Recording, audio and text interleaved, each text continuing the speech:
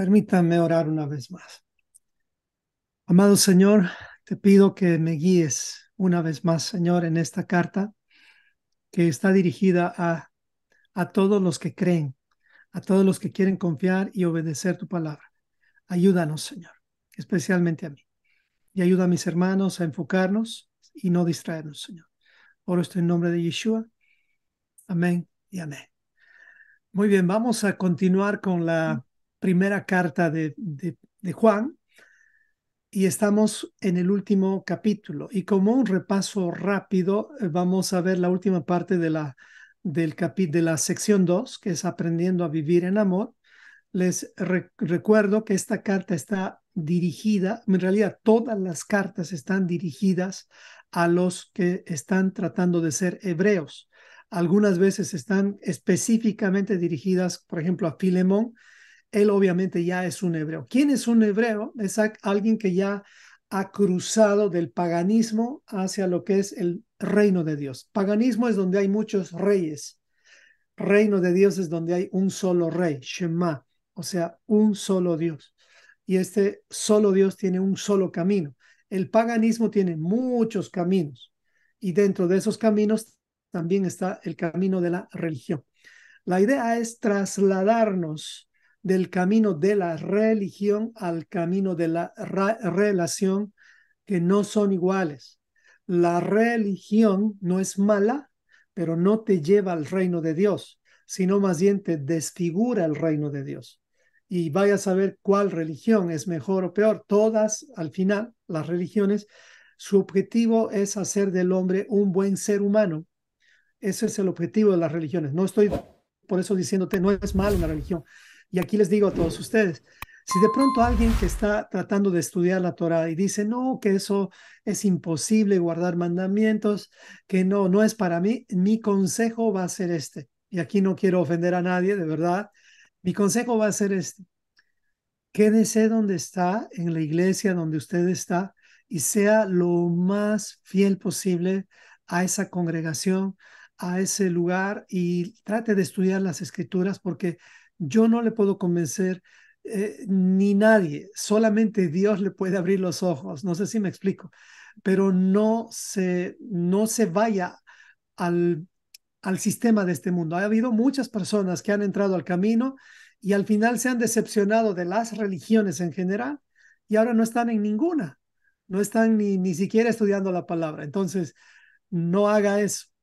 Si realmente usted no ve que la Torá es demasiado para usted y no quiere, ore al Señor, pídale fuerzas, porque Él es el que da las fuerzas, pero por favor, si no va a estar en la Torá, regrese a esa iglesia donde usted estaba, siga aprendiendo, sea un buen músico, un buen adorador, porque al final de cuentas es mejor estar en una religión, le diré, que, que no estar en una. Por lo menos en una religión nos cuidan, por lo menos en una religión, hablo de una religión cristiana, obviamente, nos cuidan, nos abren la palabra, nunca nos han cerrado la palabra de Dios ahí. Pero por favor, siempre trate de buscar la verdad, no se conforme. Hay algunos que de pronto no están todavía preparados y dicen, no, yo no quiero saber más de Dios por causa de que ya has estado investigando las raíces hebreas o las sendas antiguas. Entonces ahí mi petición a ti es mejor que aunque sea vuelvas a estudiar la Biblia en el lugar donde tú estabas. Porque al final este camino, que es el camino del reino, hacia el reino de Dios, donde ya estamos en el reino de Dios, como dice la oración de Jesús, Padre nuestro, que venga tu reino, ya es, diríamos, no quiero decir otro nivel, sino es como estamos en otro vagón ya no es el mismo vagón que la religión. Salimos del vagón de la religión para entrar prácticamente en otro carril, ni siquiera es otro vagón, más sería el ejemplo, en otro tren, estamos en otro tren, no es el mismo tren, ¿ok? Lo va a entender muy bien la siguiente semana con el tema del Tevilá, porque el Tevilá hace una marca en tu vida, te cambia de un estado a otro. Entonces, la carta de Juan nos ayuda a confirmar eso, a ver si estamos o no en el camino. Es muy ofensivo, Juan, cuando nosotros vemos las cosas con una mente religiosa. Pero Juan se convierte en un maestro que te acaricia con la verdad y no duele, sino es como cuando alguien te dice la verdad de que, por ejemplo, estás por entrar a una conferencia, y esto pasó conmigo. Estaba por entrar a una conferencia y ¿saben qué me dijeron? Que mi bragueta estaba abierta, así me dijeron. Yo estaba yendo a la conferencia y alguien me dice, hermano, yo estaba molesto porque yo estaba apurado y me dice, tengo que decir algo urgente. Me agarra prácticamente, yo estaba molesto y me dice, su bragueta, así mira abajo, su bragueta está abierta. Ay, señor, dije, imagínese expuesto frente a todo un público con la bragueta abierta y dije, gracias, Señor, porque tu verdad, aunque al principio parece dura, me ha cubierto, me explico, me ha protegido de no ser avergonzado. Y no solamente por ese tema, suena como algo que nunca nos ha pasado, pero a todos nos ha pasado, ¿sí o no? A todos nos ha pasado. Eso es algo que pasa, especialmente a los varones, obviamente. Entonces, es hermosa la verdad cuando la verdad al principio te incomoda, pero después es como te acaricia y dices gracias a Dios por ese hermano que me dijo algo que necesitaba escuchar. ¿Me explico? Así que cuando leas la carta de Juan, las cartas de Juan, acuérdate de este ejemplo que te estoy diciendo. Va a incomodar, pero de verdad que después va a ser un alivio para ti, como lo fue para mí ese día que me dijeron eso antes de estar enfrente de todos haciendo eso. Bueno, entonces, ese es Juan. Él es quien nos va a ayudar a ver las cosas desde la perspectiva correcta, sin tendencias. Me encanta por eso Juan. Y pues en el repaso que tenemos, quisiera que consideremos que debemos aprender a vivir en amor. Recordemos que para vivir en amor tenemos que ser llamados hijos de Dios. O sea, en realidad no conocemos el amor si no conocemos al Padre, porque Dios, el Padre, es amor. Cualquiera que diga que tiene amor y no conoce al Padre, pues conoce el amor de Platón, el amor platónico. ¿Qué es el amor platónico que tanto hemos hablado en esta reunión? Generalmente el amor platónico, muchos, como no saben qué realmente es el amor platónico, muchos tienen una relación con Dios basados en el amor platónico. El amor platónico es un amor basado en sentimientos, en cientos, que siento esto, que siento el otro. Pero el amor abrahámico, estoy hablando de Abraham, el amor de Dios, como diríamos, expresado en Abraham y demostrado por Abraham, es un amor basado en obediencia o, si quieres, en decisiones, no en sentimientos, sino en acciones que te llevan a tomar decisiones que glorifiquen a Dios. Si ese amor tú quieres desarrollar en tu vida, pues necesitas a Juan, Juancito, primera de Juan. Entonces, aquí hemos aprendido qué significa ser un hijo de Dios y habíamos encontrado que Dios separa a su hijo, es decir, no a toda la creación llama hijo, sino solamente a su pueblo. Lo hemos encontrado en Éxodo 4:22, donde dice la primera mención a hijo de Dios, específicamente hijo de Dios, como yo sé que antes se mencionó a Adán, se mencionó también a los hijos de Dios en Génesis, cuando vino el diluvio, se reunieron los hijos de Dios también con Job, pero en esta mención que hace es ya Dios trayendo a su hijo y a partir de ahí, este es el hijo de Dios. Y de aquí sale Yeshua, el hijo de Dios. En Éxodo 4:22 dice, entonces dirás a Faraón, así dice el Señor, Israel es mi hijo. ¿Se entendió? Israel es mi hijo. Tú si lees esto sin entender contexto, vamos a pensar que se está refiriendo al país de Israel que está en el Medio Oriente. No se está refiriendo a ese país específicamente. Sí a una parte, al remanente que está en ese país, sí. Pero Israel significa ser gobernados por Dios. O sea, así dice el Señor, los que son gobernados por Dios son mis hijos, en otras palabras. Y aquí Dios dice a Israel específicamente, Israel es mi hijo, mi primogénito. Ya te he dicho que dejes ir a mi hijo para que me sirva. Dios quiere sacar a sus hijos del sistema de este mundo. Cuando Dios saca a sus hijos del sistema de este mundo, les revela la instrucción. Dios no te va a dar instrucciones en Egipto. Mientras uno está en Egipto, además que no eres un hijo de Dios obediente, ya eres hijo, pero se ve quién es un hijo de Dios obediente cuando sales de Egipto. ¿Me explico? Necesitamos salir de Egipto para que realmente Dios nos pueda ayudar a crecer. Dice, Él disciplina, Él corrige. Entonces, esa fue la primera parte que habíamos entendido cuando leímos, miren cuál amor nos ha dado el Padre para que seamos, ¿qué?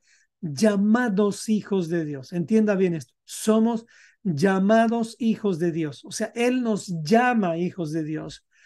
Por eso es que el mundo no nos conoce, porque no ha conocido a Dios, al Padre.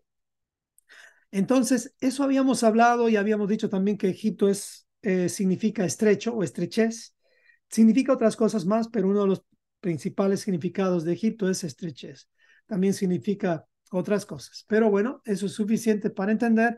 Y habíamos visto también que Faraón va a sucumbir, es decir, Faraón, quien te va a perseguir, quien te va a tratar de que no vayas al llamado del Padre, no va a prevalecer. Él va a perecer. Faraón, es decir, el sistema de este mundo es representado por Faraón o Egipto, si tú quieres. Entonces, no va a prevalecer. Necesitamos entender eso claramente. Recuerden que esto nada más es un repaso y recuerdan este cuadrito que les hice. Con este cuadrito vas a entender un principio muy importante de lo que es la diferencia entre redención y salvación. No es lo mismo. La redención no es lo mismo que salvación. La redención es prácticamente pagar un precio para liberarte. Es como abrir las puertas para alguien que está en esclavitud. Pero si te abren las puertas y tú no quieres salir, ¿de qué te sirve la salvación si no la quieres tener? Me explico. La redención te abre puertas. Dios te redime en Egipto, pero no te salva en Egipto. Escucha bien este término. En Egipto se te redime, es decir, se te abren las puertas, pero si no sales de Egipto, Dios no se te va a revelar como el Dios, como tu Padre, y después tampoco vas a entender lo que es la salvación. Por eso hay muchos que creen ser salvos, pero solo son redimidos, es decir, ha habido un precio por ellos, pero no han salido de Egipto, siguen viviendo bajo el sistema de este mundo. Entonces, Pesaj, la primera fiesta de Pesaj, es justamente también conocida como la fiesta de la redención. ¿Cuál fue el precio del rescate por cada familia que estaba en Egipto? Pues un cordero. Por cada familia, escuche bien, no por cada persona. Dios busca familias. Es por eso es importante entender. Si Dios busca familias, Él se fija en los padres. Entonces, el precio fue un cordero. ¿Me explico? ¿Sacó Dios a este pueblo directamente? No. El pueblo tuvo que caminar con sus propios pies, porque Dios hubiera agarrado al pueblo y los hubiera transportado directamente como con una varita mágica. Eso no ocurrió. Por eso es que como Miriam dijo y algunos hermanos dijeron, el camino de Dios no es fácil, es difícil. ¿Y acaso no estar en el camino de Dios es fácil? Es peor. Si el camino de Dios es difícil, no estar en el camino de Dios es mucho más difícil, mucho más difícil. Eso sí es para no si decir valientes, sino diría para soberbios valientes, diríamos, ¿no? O sea, pero Dios quiere humildes valientes, gente que tenga el valor, pero al final su soberbia esté obviamente domada o controlada. Entonces, después de la redención, Dios nos saca para purificarnos o limpiarnos. Después nos salva. ¿Qué es la salvación? La salvación es salir de un gobierno para entrar a un gobierno del Señor. Dios nos redime, eso nos saca de un estado, nos saca del gobierno de Faraón para llevarnos a su reino. ¿Quién gobierna en el reino de Dios? Es Yeshua. Él es el que está, como vamos a decir, el que va a gobernarnos, especialmente los siguientes 1000 años, después de que termine estos 6000 años. Y ahí es donde vamos a estar ya gobernados por el Rey de Reyes y Señor de Señores. Lo que dice Marcos 6:16 es, el que creyere, ¿qué es creer? Confiar y obedecer. Ahí te redime. Confías y obedeces. Dios te está dando una instrucción, confía y obedece, Él te va a sacar de la esclavitud. ¿Para qué? Para purificarte, bautizarte si quieres. El término bautizar necesitas llevarlo al hebreo porque esta palabra desfigura el verdadero concepto de lo que es la purificación o el bautismo en agua, mal llamado bautismo. Sin embargo, lo vamos a usar, la siguiente semana lo va a entender. Pero estos son los que van a cambiar de gobierno, o sea, van a ser salvos. Déjeme explicarle en un sentido más asimilable. Yo estoy en Estados Unidos y me gusta dar este ejemplo siempre con este tema. Vamos a decir que yo estoy queriendo vivir en Estados Unidos y soy un forastero, soy un extranjero y pues vengo a Estados Unidos y ¿qué creen? Yo digo, miren, soy buena gente, quisiera que me den papeles y ¿qué creen? ¿Me van a dar por buena persona? No. Ellos me preguntan, ¿cuál es tu redención? O sea, ¿qué tienes para demostrar que vale la pena comprarte? ¿Qué tienes? ¿Qué hay para que te podamos dar la visa? Es decir, que puedas entrar a este lugar. No con visa de turista, no estoy hablando de eso, estoy hablando de visa de residente, ya un green card. ¿Me explico? Entonces, yo vengo a Estados Unidos y pido ese asilo político o que me den papeles, lo que tú quieras. Tengo que cumplir requisitos. Tengo que cumplir esos requisitos. Cumplo los requisitos y Estados Unidos, Migraciones, me da una autorización, me cambia de estado, ¿cómo se diría? De aplicante a redimido. O sea, tengo un estado en el cual yo puedo ejercer aquí mis derechos, pero no todos, porque todavía no puedo votar, no recibo ciertos beneficios porque estoy en transición. Pero ahora, después de haber sido redimido, seguí cumpliendo, vamos a decir, los requerimientos de Estados Unidos para que yo me purifique. Estoy tratando de relacionar un poco. Entonces ellos me pidieron que me prepare, que sepa quién es el primer presidente de Estados Unidos. Hemos dado un examen con mi familia, nos dieron para prepararnos 5 años y al final dimos nuestro examen. Y ahí mi esposa y yo en los últimos 6 meses estuvimos purificándonos, o sea, preparándonos, estuvimos lavando el cerebro para borrar que en Bolivia, yo soy de Bolivia, yo sabía quién era el presidente de Bolivia, sabía quiénes eran los primeros presidentes, quién era Antonio José de Sucre, todos los mariscales vinieron a lavar mi mente, o sea, para que yo piense diferente. Entonces, fui a un examen, pasé la purificación y en el examen me preguntaron, obviamente, varias preguntas de este librito de la Constitución de Estados Unidos y vencimos el examen. Es decir, salimos y ahora, después de eso, nos dieron el pasaporte. Es decir, hemos sido legalmente salvados. O sea, tenemos todos los derechos para vivir en este país. A ver si se entiende el ejemplo, pero esto yo creo que se puede aplicar en cualquier país. Confundimos cuando tu enfoque es religioso. Lo ves muy místico, pero no es místico. Es solamente saber tus derechos, cumplir los requerimientos y no dejar, como decimos, las cosas para mañana. Hay mucha gente que se quedó en la aplicación, es decir, en la redención, y hasta el día de hoy no ha sido bautizada, es decir, no ha entrado a la purificación. Sigue en lo mismo, no tienen pasaporte, siguen perdiendo ciertas responsabilidades. Ahora no le diré que, que, mm, eh, que el tema de tener green card no te da ciertos beneficios, te da. El bautismo te da beneficios, pero tampoco se quede ahí. Tiene que buscar usted perseverar. Por eso dice la Biblia, el que persevera hasta el fin, ese será salvo. La salvación ya implica el lugar donde Dios va a gobernar. Estamos en ese camino. ¿Dónde estamos en este momento? En el desierto, en el lugar de la purificación. Vivimos prácticamente en un bautismo constante, en una purificación constante. No es el bautismo de darse un chapuzón en el agua y salir, no es ese, no me estoy refiriendo a eso.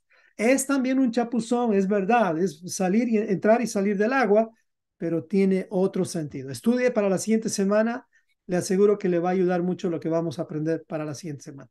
Eso en conclusión fue lo que habíamos visto la anterior semana y pues Ahora voy saltando directamente a la última parte. Habíamos dado el concepto de qué es el pecado. En Juan capítulo 3, primera Juan 3, 4, dice claramente que el pecado es infringir la ley de Dios. No es otra cosa, no es algo diferente. ¿Alguien dice errar en el blanco? Sí, también, eso es una definición de pecado. Entonces, el asunto es saber si ese blanco es el correcto. Cuando alguien te diga es cerrar en el blanco, hágale la pregunta, ¿y qué es el blanco para ti? O sea, ¿qué es donde debo apuntar? Y pues si no te dice qué es la Torah, entonces esa persona todavía no ha entendido. Es mejor llevar siempre esta definición que es la más clara que hay. ¿Qué es pecado? La infracción de la instrucción de Dios. Ese es pecado. Cuando una persona peca, cuando transgrede la ley del Señor. ¿Me explico? Ahora, le pregunto, a alguien que no conoce la ley del Señor, yo no estoy hablando de los 613 mandamientos, estoy hablando de la base de los mandamientos, los 10 mandamientos, las 7 fiestas, y por lo menos saber qué comer, los animales limpios y los no limpios, con eso ya tienes una base buena para no pecar. ¿Usted sabía eso? Para no pecar, para no transgredir la ley del Señor. ¿Ok?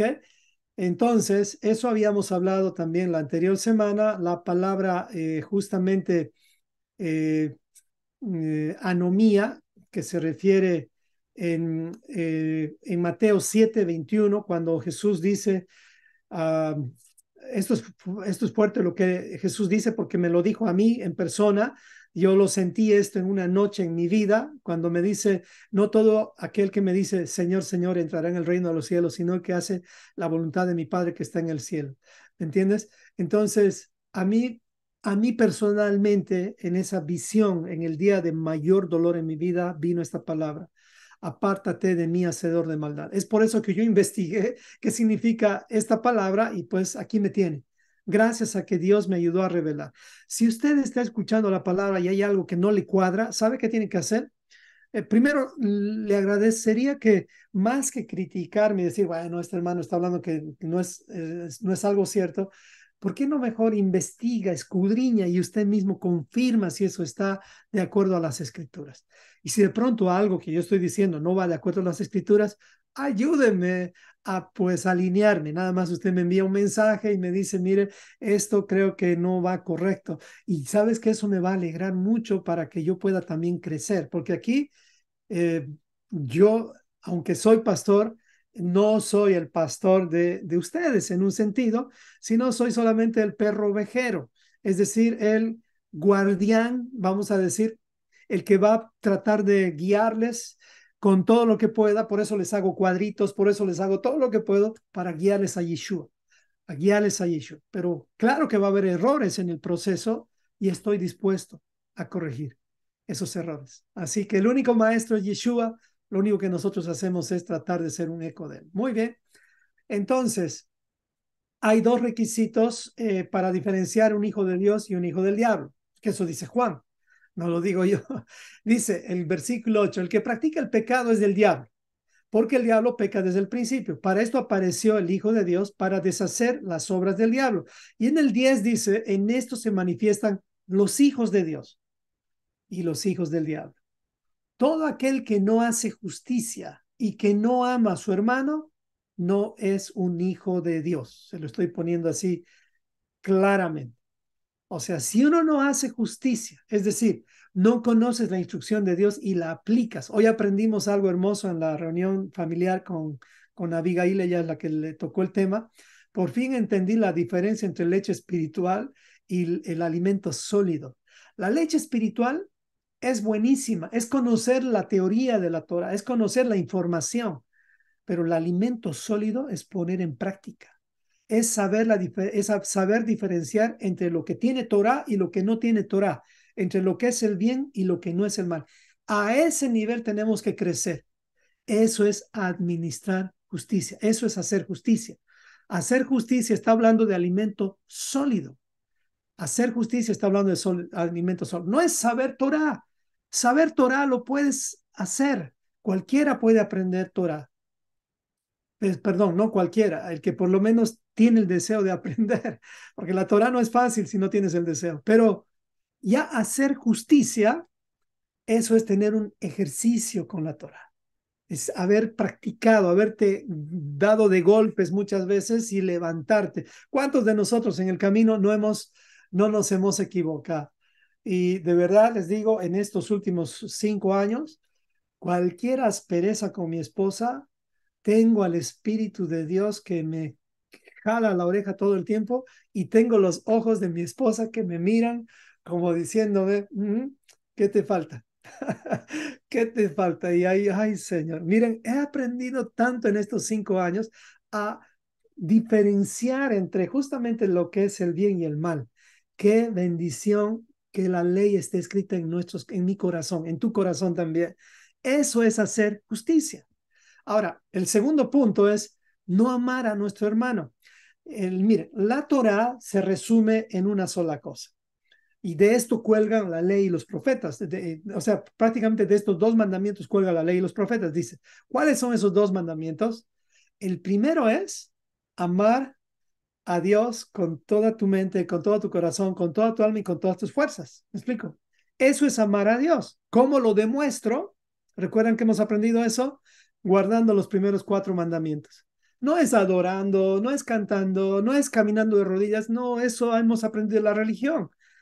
Yo en Estados Unidos no podía decirle al de migraciones, mire, yo le voy a barrer todos los días las calles de Estados Unidos. A ellos no les importa eso, para ellos eso es voluntariado. Ellos lo que quieren de mí es que yo cumpla con los requisitos que ellos exigen. Eso es redención, eso es redención.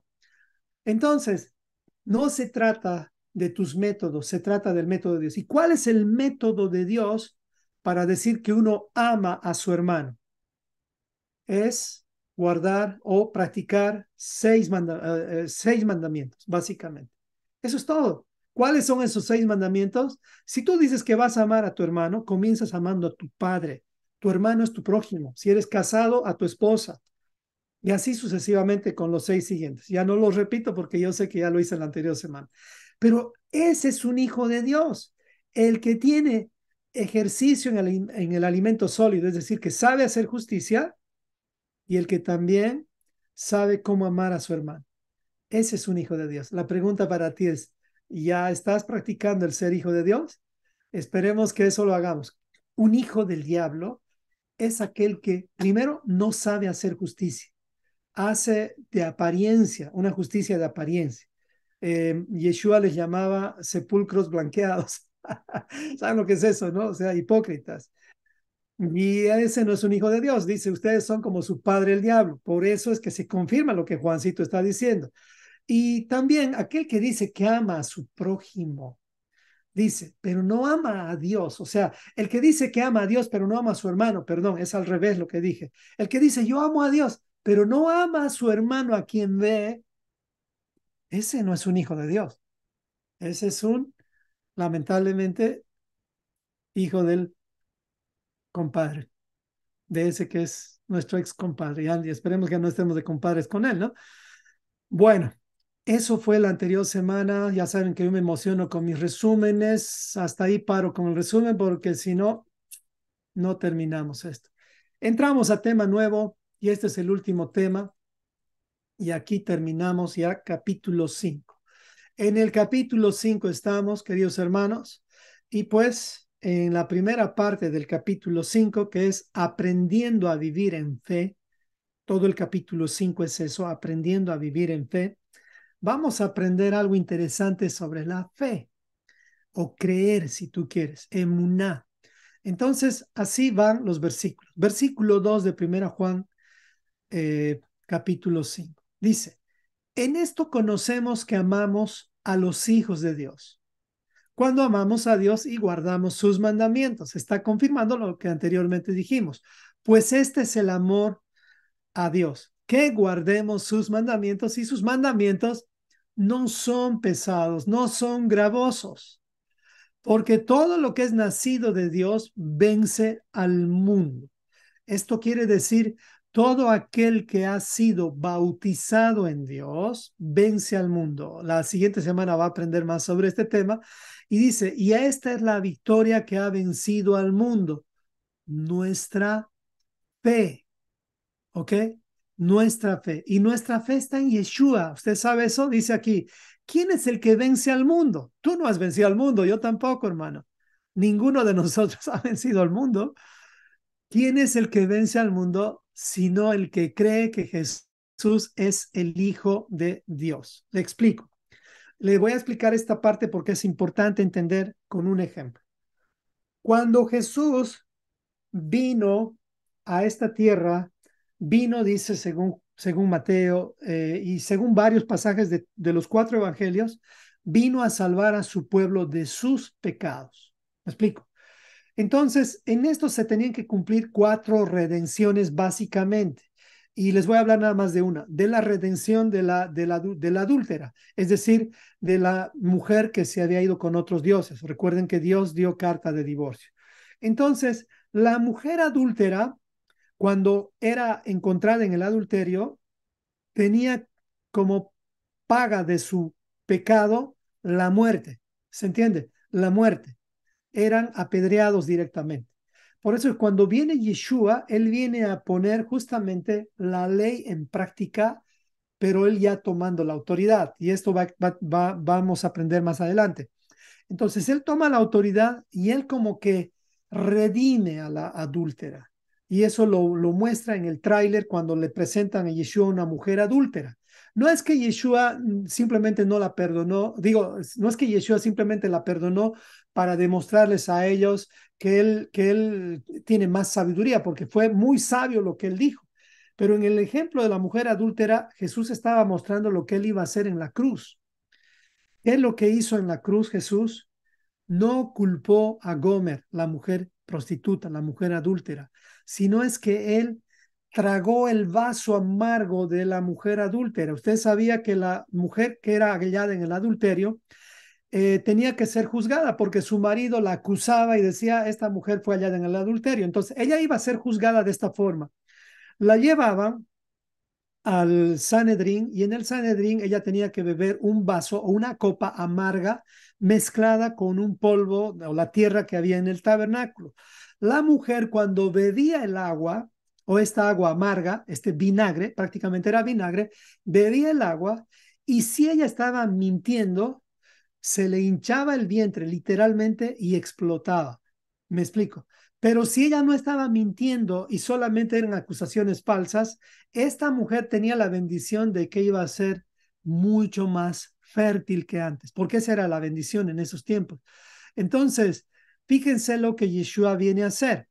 Él viene a la cruz, él es el que vence justamente al mundo. Por eso es que si tú crees en él, vas a entender esto que te voy a decir. Entonces, viene a la cruz y él muere en la cruz y dentro de esa muerte te está llevando a ti. Vamos a decir, como dice ese artículo que no sé si alguna vez vio, es un artículo que una vez leí como una moraleja en un website, que no me acuerdo dónde es, pero después lo voy a encontrar. Si usted quiere, lo podemos buscar. Pero decía ahí, una vida, tres personas. Una vida, tres personas. Entonces, ese era el titular. ¿Qué sucedió? Que habían asesinado a una mujer que estaba embarazada con dos niños. ¿Me explico? Cuando mataron a esta mujer, todos pensaron que murió solamente una persona, pero después se dieron cuenta que juntamente con ella murieron dos más. Por eso, tres personas asesinadas, una vida. Entonces, cuando Yeshua murió en la cruz, nosotros estábamos en él, en su vientre. Por eso es que su vientre, ustedes saben que cuando le clavaron con la espada, con la lanza, se abrió el vientre, el corazón, el cuerpo de Yeshua, salió a lo que sale en un vientre, cuando el vientre da a luz algo, ¿no? Sale agua y sale sangre. Entonces, si tú entiendes este principio, entonces tú crees en Yeshua, estás dentro de él y has vencido al mundo. No hay otra manera de vencer al mundo. Si tú no estás en el vientre de Yeshua muriendo con él, no has vencido al mundo. Morir con él es vencer al mundo. Y esto no es una enseñanza que puedes aprenderla con un solo ejemplo. es un proceso, es una vida de aprendizaje. Pero ya si entiendes el principio, ya te puedo decir ahí, bautízate, o sea, legalízate en el reino de Dios, haz tu purificación. Hablo mucho de esto para llamarles la atención para la siguiente semana. Este es Jesucristo, dice el versículo 6, que vino mediante agua y sangre. O sea, aquí hay un nuevo nacimiento, nos engendró, no mediante agua solamente, sino mediante agua y sangre. O sea, aquí hay un salir a una nueva vida y el Espíritu es el que da testimonio porque el Espíritu es la verdad. O sea, hay testigos porque tres son los que dan testimonio en el cielo: el Padre, el Verbo y el Espíritu. Obviamente este versículo, aquí estamos hablando de un versículo peligrosísimo. Escuchen bien este versículo, el 7. Este versículo se llama la coma juanina, es un versículo agregado, por si acaso. El 7 es un versículo agregado, así que tenga cuidado en leer esto. Si no, lo que vamos a hacer es directamente que sí hay testigos y estos tres son los que dan testimonio en la tierra: el Espíritu, el agua y la sangre. Ese es el testimonio. El testimonio del nuevo nacimiento es el agua y la sangre. Es decir, que tú entiendas lo que es el nuevo nacimiento en base al agua y la sangre, la muerte y la vida, si quieres. Y el testigo ocular, la misma presencia de Dios. ¿Ok? Se puso estos tres como para validar la Trinidad, pero investíguelo usted. Esto es un versículo agregado, la coma juanina, para desviarnos a la Trinidad en este contexto. Esto no tiene nada que ver con la Trinidad. Estamos hablando de el Espíritu de Dios, el agua, la vida y la sangre, el sacrificio de Yeshua. ¿Ok? Entonces, ¿dónde se dice esto? ¿Dónde encontramos esto? Pues Juancito no se inventó, porque esto mismo, justamente de que el mandamiento no es gravoso, los mandamientos no son difíciles, no lo sacó de la manga, lo sacó de Deuteronomio 30:11. Juan dice en Deuteronomio 30:11, porque este mandamiento que yo te ordeno hoy no es demasiado difícil para ti, ni está lejos de ti. Amados hermanos, guardar las escrituras, guardar la Torah, guardar la instrucción de Dios, no es difícil. En el sentido de que tú ya sepas que tienes que morir. ¿Acaso a un muerto o sea, un muerto se queja? Y este ejemplo siempre lo he escuchado, pero en otro contexto. ¿Acaso un muerto tiene opinión? ¿Acaso podríamos decir, si quiere en este sentido también, acaso un esclavo puede decirle a su amo lo que debe hacer? ¿Sabía usted que somos esclavos de Cristo? Entonces, no podemos tener excusa para decir que no se puede guardar. Ahora, como les dije hace un momento, el guardar mandamientos es difícil, sí, pero cuando aquí nos dice no es demasiado difícil, recuerde bien esto, lo está diciendo a los que están en pacto. Para ellos no es demasiado difícil. Hay dificultad, pero no es demasiada dificultad. ¿Dónde hay demasiada dificultad? Cuando vives conforme a los mandamientos que no son Torah. Imagínense, usted va a ir a una religión y le van a decir un montón de mandamientos. Salga de esa religión, va a tener que volver a empezar. Nada más salga de los... Yo me sentía así cuando estaba en un ambiente pentecostal. Después fui movido a un ambiente bautista. Mi mente tuvo que cambiar. Es más, hasta una vez se me acerca el pastor y me dice: hermano, usted no tiene que hablar en lenguas. Así me dijo, porque yo hablaba en lenguas en ese tiempo, hacía voz en cuello. Y no siquiera al nivel de los pentecostales, pero bueno, yo hablaba así y el pastor me habla así suavito: nosotros somos bautistas, me dice, nosotros no hacemos eso. Yo ahí, estaba cambiando el chip de pentecostal a bautista. Ahora, sales de la bautista y te vas a una luterana, otros cambios. Ya también. Entonces, nunca terminan los cambios y hay más de 31,000 cambios que hay que hacer cuando estás caminando en el mundo de las religiones. Así que mejor nos vamos por el camino que no es tan difícil, o sea, no es demasiado difícil, y es el camino de la instrucción de Dios. En eso nos deberíamos todos unir. Bueno, el camino de Dios es como esto que usted ve, es hacia arriba. No es hacia abajo ni es horizontal. El camino de Dios siempre es hacia arriba, subir a Jerusalén.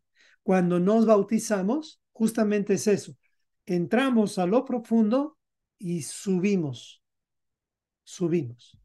Ese es el camino de Dios. Siempre es así. Por eso es que es difícil.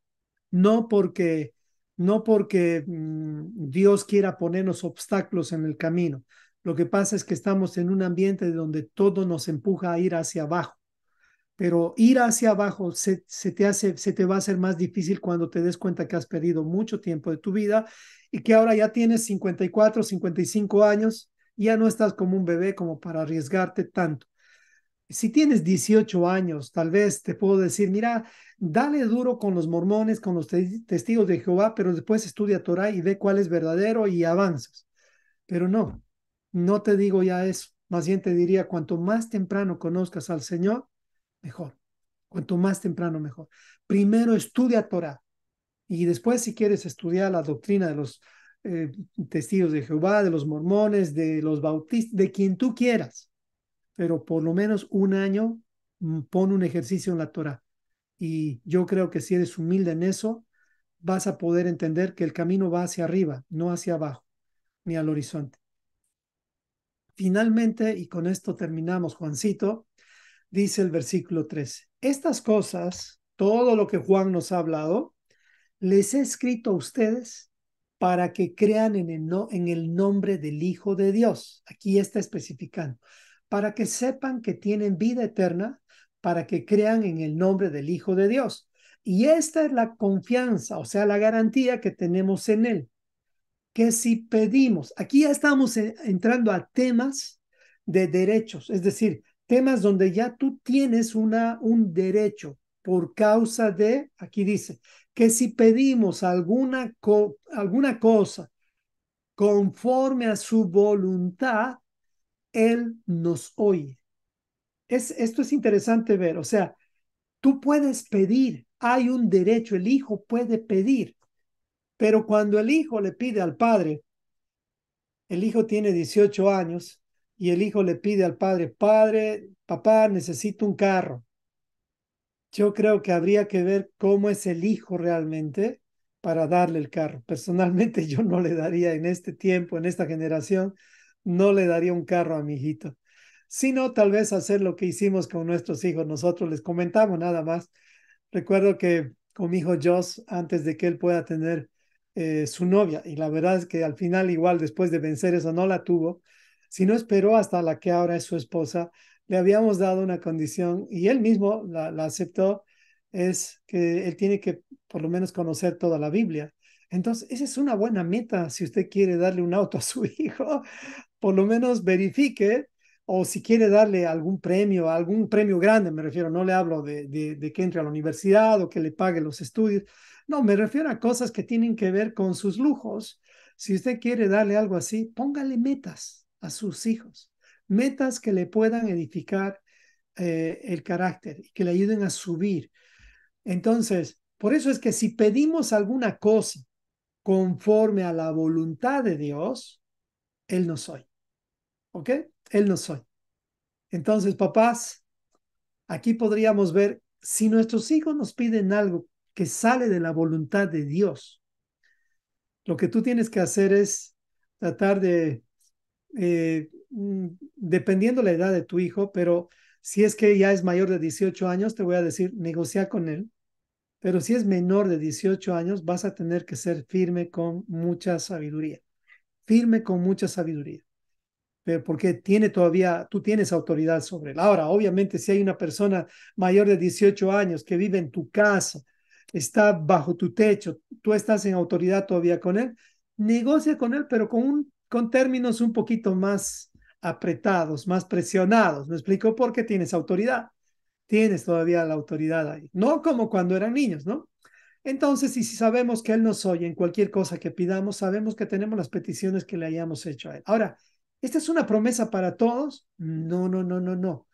La carta de Juan está escrita o dirigida a los que ya han cruzado. O sea, no es para todos la carta de Juan. La carta de Juan no se refiere a todos, sino a los que creen. ¿Y quiénes son los que creen? Usted lleva esta palabra creer a la concordancia Strong y se va a topar con justamente un significado, y ese significado le va a revelar lo que significa la palabra fidelidad. Esta palabra fidelidad es en realidad la esencia de creer, pero la palabra fidelidad también sale de otra palabra que es emuná.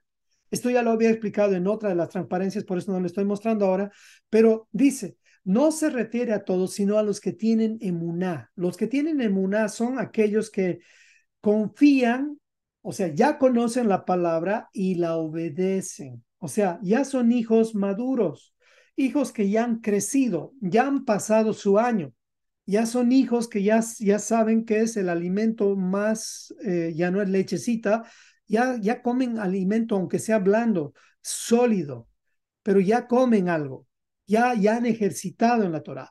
A ellos se está refiriendo. No es como un padre, un ser humano, Dios, que le da las llaves de su casa o del auto a sus hijos de 15 años.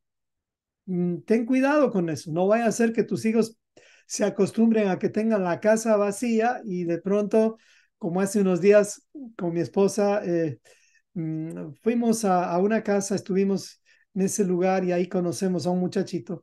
Este muchachito tiene como 15 años y los papás no se dieron cuenta, pero cuando yo entré al baño, vi un montón de preservativos en su baño y dije, ¿por qué los tiene oculto este muchacho? ¿Qué está haciendo? 15 años y no creo que esos preservativos sean para simplemente un ejercicio de laboratorio. ¿Me explico? Entonces, los padres no nos enteramos de esas cosas porque les hemos dado demasiadas puertas abiertas a los hijos. Así que mejor controlemos todo eso mientras todavía se puede. Ahora, ¿qué es la voluntad de Dios? Me gustaría que escriban en el chat, en sus palabras, ¿qué es la voluntad de Dios? Porque aquí dice, si pedimos alguna cosa conforme a su voluntad, y con esto vamos a terminar, vamos a entender qué es la voluntad de Dios, así como para niños, bien fácil. ¿Qué es la voluntad de Dios para usted? A ver, ¿qué dicen mis hermanos? Ya estamos terminando. ¿Qué es la voluntad de Dios en tus propias palabras?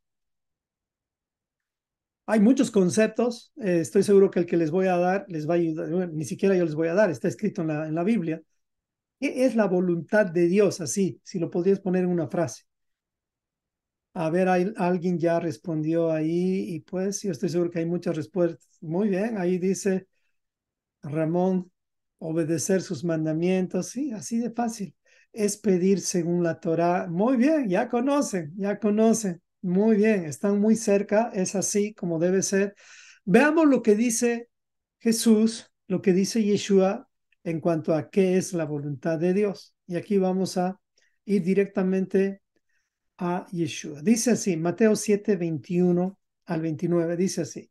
No todo el que me dice Señor, Señor, entrará en el reino de los cielos, sino el que, ¿qué dice? Hace la voluntad de mi Padre. Ay, ay, ay, aquí hay más claridad entonces. ¿Qué es la voluntad de Dios? Dice, no todo el que me dice Señor, Señor, entrará en el reino de los cielos, sino el que hace justicia, hace la voluntad de mi Padre que está en los cielos.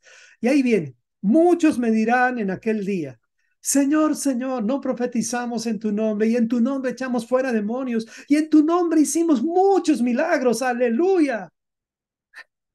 Y entonces les declararé, nunca les conocí.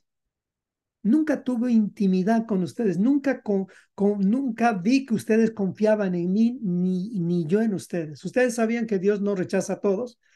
Dios rechaza a los que le rechazan. A ellos rechaza a Dios. Nunca les conocí, dice.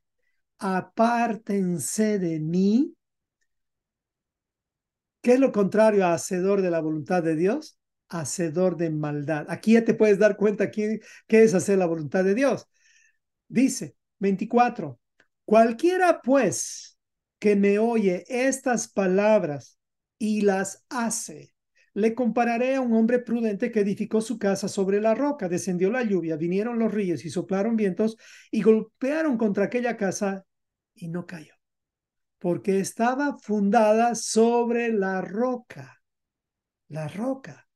¿Qué es la roca? Pregunto a mis hermanos, ¿qué representa la roca? Si podrían poner en el chat y a ver si ya va a ser muy bueno que respondan puntualmente a esto. ¿Qué es la roca? Yo sé que es Cristo, pero ¿qué más se puede entender que es la roca?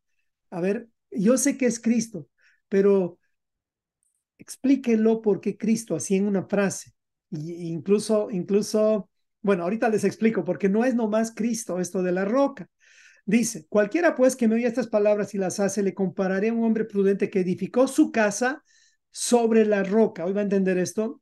Dice, descendió lluvia, vinieron ríos. Ah, ahí pusieron varios y a ver, vamos a ver. Sí, estamos muy cerca, pero falta algo importante ahí. Hoy lo va a ver. Claro, estamos aquí, dice la roca es el fundamento sólido. Exactamente, sí, claro que sí. Hoy se va a llevar la palabrita, es nada más una palabrita que falta. Yo sé que la saben, pero quiero que como que ya vayamos lavando la cabecita todo el tiempo con estos, al leer las escrituras, ¿no? Dice, versículo 25, descendió lluvia y vinieron ríos y soplaron vientos y golpearon contra aquella casa. Los mismos problemas. Y no cayó la casa, porque estaba fundada sobre la roca, versículo 26. Pero cualquiera que me oye estas palabras y no las hace, aquí sí vienen los mismos problemas, le compararé a un hombre insensato que edificó su casa sobre la arena. Y descendió lluvia, vinieron ríos y soplaron vientos y dieron con ímpetu contra aquella casa. Y cayó, y fue grande su ruina. Escuchen bien esto. Ambos oyeron la Torá. A ver si se entiende aquí. Ambos oyeron la Torá, ambos oyeron las palabras. Léalo de nuevo si quiere. Cualquiera pues que me oye estas palabras, oye las palabras, tiene la leche espiritual, sabe la teoría. ¿Ok? Vamos al 26. Pero cualquiera que me oye estas palabras, escuchó la misma Torá. La diferencia es que uno la hace y la otra no la hace, pero hacerla en qué sentido. Dice, le compararé a un hombre insensato que edificó su casa sobre la arena. Y descendió lluvia, vinieron ríos y soplaron vientos y dieron con ímpetu contra aquella casa y cayó y fue grande su ruina. Aquí está la clave. Escuche bien esto. Y cuando terminó Jesús estas palabras, la gente se admiraba de qué? De su doctrina.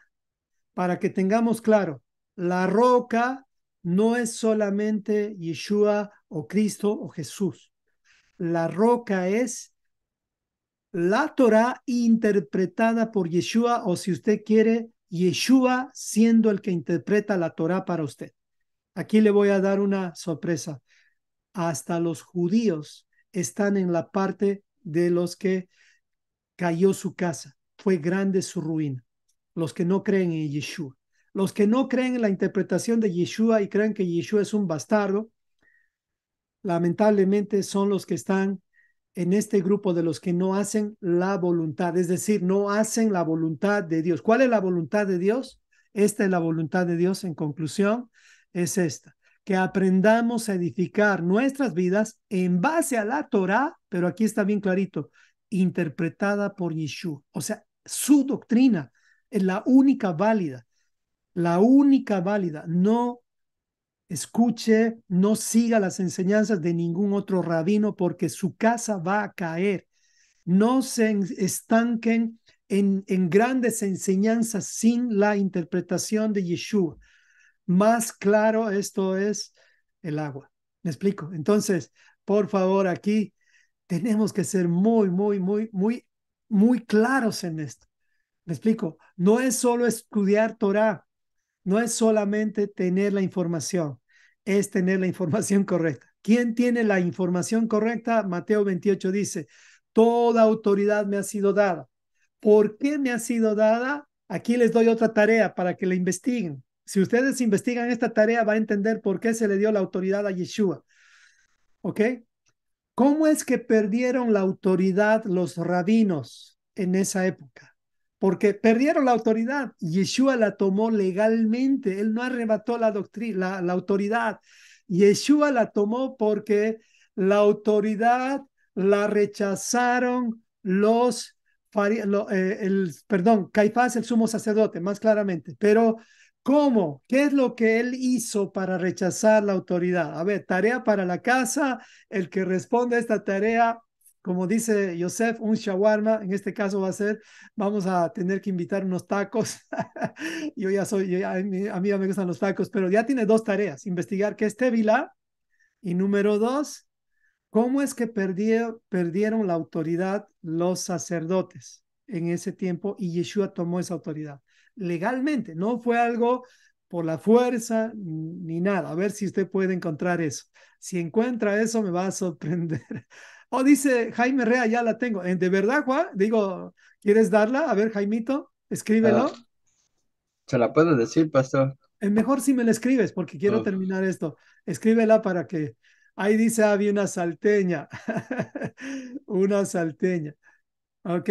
O Jaime, mejor escríbela a mi chat para que quede como tarea. Escríbemela a mi chat para que así podamos hacer todos la tarea. No la escribas en el chat del WhatsApp. ¿Ok? Gracias, hermano. Ahí me la escribes. Si quieren, es, pueden ir escribiendo en la semana a mi chat. ¿Cómo es que perdieron la autoridad el sumo sacerdote para entregarle la autoridad a Yeshua, que él es nuestro sumo sacerdote ahora? Usted sabe bien eso. ¿Qué fue lo que hicieron para que pierdan la autoridad? Es bien puntual esto, no es algo que hay que filosofar o interpretar. Eso le va a ayudar mucho a entender por qué es que aquí la gente se admiraba de su doctrina.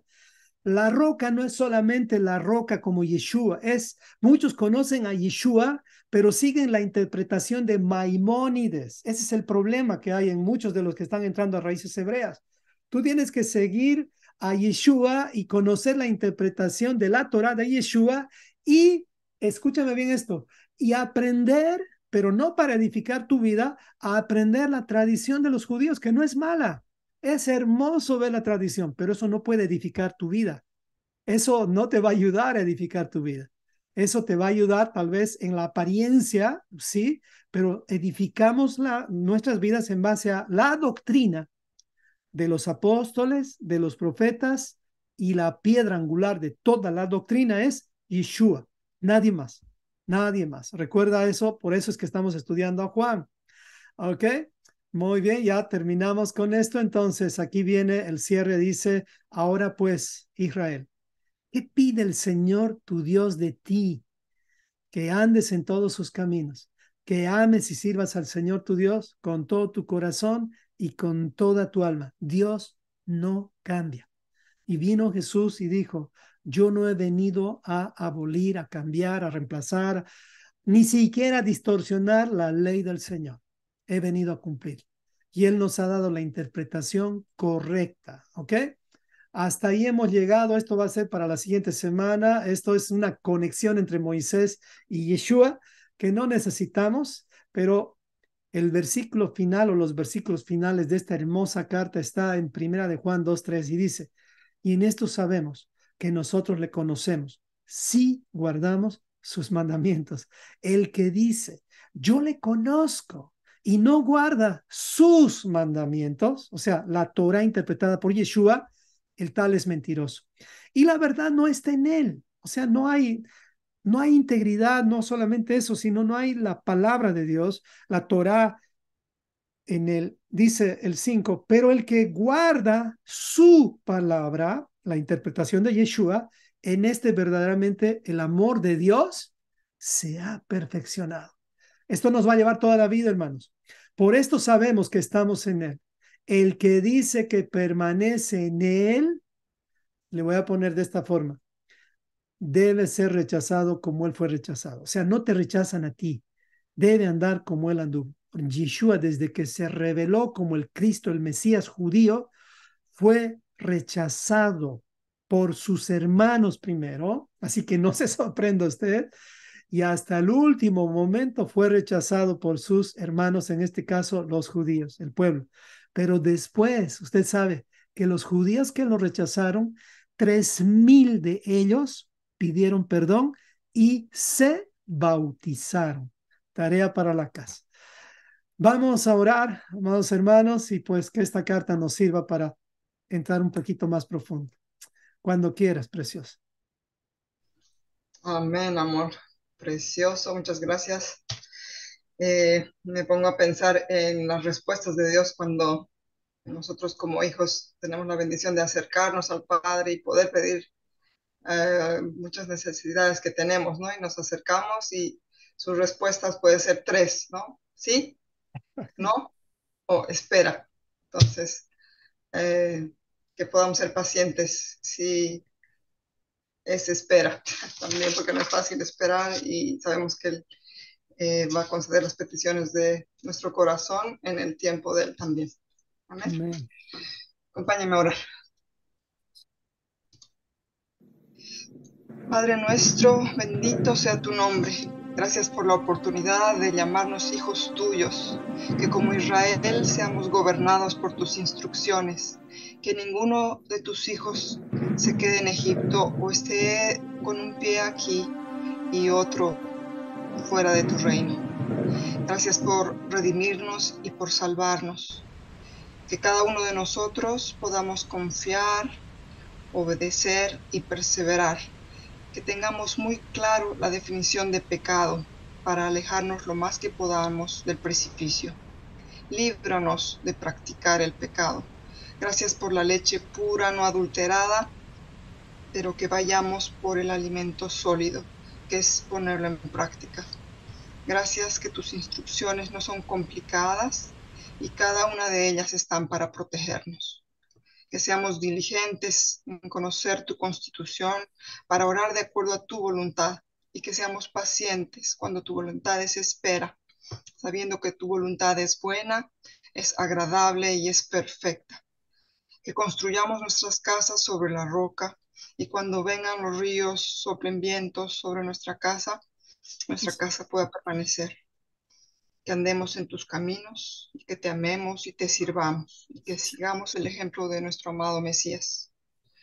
Oramos por cada vida aquí presente, por cada familia representada, que tú seas tocando la vida de cada uno de ellos. Señor, gracias por este Shabbat que nos has permitido descansar, renovar fuerza, recargar pilas para esta nueva semana que comienza. Señor, te pido fuerza para todos y cada uno de nosotros, Señor. Oramos por la paz de Jerusalén y por la paz de todos los israelitas repartidos en los 4 puntos cardinales.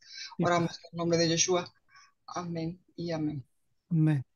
Amén. Gracias, preciosa.